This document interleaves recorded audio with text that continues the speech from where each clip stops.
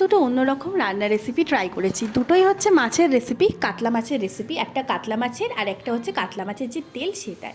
তো কি করে হবে রান্নাটা, চলো শুরু করি প্রথম থেকে। তো এখানে আমি ইউজ করেছি কিছুটা কুচনো পেঁয়াজ, গোটা গরম মশলা, পেঁয়াজ বাটা, আদা রসুন, কাঁচা লঙ্কার পেস্ট। তার সাথে ছিল হচ্ছে কাজু বাদাম আর হচ্ছে পোস্তর পেস্ট, কিশমিশে কিছুটা অ্যাড করেছি আমি এর মধ্যে। প্রথমে কড়াইটা ভালো করে তাকিয়ে নিতে হবে সর্ষের তেল দিয়ে, তারপর মাছগুলোকে অল্প নুন হলুদ মিশিয়ে ভালো করে ভেজে নিতে হবে লাল লাল করে।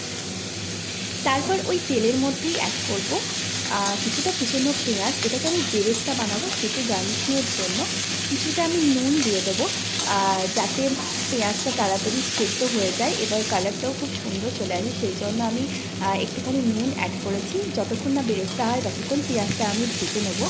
তারপর বেরেস্তাটা রেডি হয়ে গেলে ওই তেলের মধ্যেই আমি দেবো কিছুটা জিরে ফোড়ন, তার সাথে তেজপাতা, শুকনো লঙ্কা আর গোটা গরম মশলা দিয়ে ভালো করে নেড়ে নেব যতক্ষণ না পর্যন্ত একটা মিষ্টি গন্ধ এই ফোড়নটা থেকে বের হয়ে আসে। এরপর আমি দিয়ে দেবো পেঁয়াজ বাটা। আমি 4টে মাছ নিয়েছিলাম, এর জন্য আমি একটা পেঁয়াজ বেটে মানে একটা বড় সাইজের একটা পেঁয়াজ আমি বেটে নিয়েছি এর মধ্যে।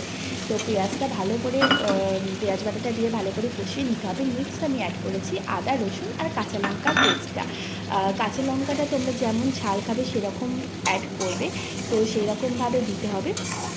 এই মশলাটা দেওয়ার পর ভালো করে কষিয়ে নিতে হবে যতক্ষণ না পর্যন্ত আদা রসুনের কাঁচা গন্ধটা কেটে যাচ্ছে। এরপর অ্যাড করে দিচ্ছি অল্প একটু নুন, একটুখানি ধনে গুঁড়ো দিয়ে ভালো করে মশলাটাকে নেড়ে নিতে হবে। মশলাটা নেড়ে নেওয়া হয়ে গেলে এরপর আমি এর মধ্যে অ্যাড করব কিছুটা কাশ্মীরি লঙ্কার গুঁড়ো।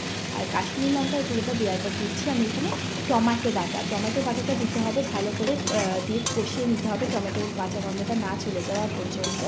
তো এইটা দেওয়ার পর ভালো করে মশলাটা যখন দেখবো যে কষে যাচ্ছে তখন আমি অ্যাড করবো এখানে যে পেস্ট করে রেখেছিলাম কাজু বাদাম, কিশমিশ আর একটু পোস্ত দিয়ে যে পেস্টটা করে রেখেছিলাম সেইটা আমি দিয়ে দেবো। সেইটা দেওয়ার পর আমি এখানে অ্যাড করে দিচ্ছি ভাজা মাছগুলো দিয়ে ভালোভাবে নেড়ে নিতে হবে। ওপর থেকে আমি একটুখানি ঘি অ্যাড করে দিয়েছি, ঘি, একটুখানি গরম মশলা আর তার সাথে যে বেরেস্তাটা করে রেখেছিলাম সেই বেরেস্তাটা। তো রেডি হয়ে গেল আমাদের কাতলা মাছের একটা সুন্দর রেসিপি। এটা আশা করি সবার ভালো লেগেছে, সবাই ট্রাই করে জানিও কেমন হয়েছে। আর আরেকটা যে কাতলা মাছের তেল দিয়ে একটা রেসিপি বানিয়েছিলাম সেইটা আমি প্রথমেই তোমাদের বলেছি। এই রেসিপিটা যদি জানতে চাও আমাকে কমেন্টে জানিও, অবশ্যই তোমাদের সাথে শেয়ার করবো। এখনকার মতো টাটা।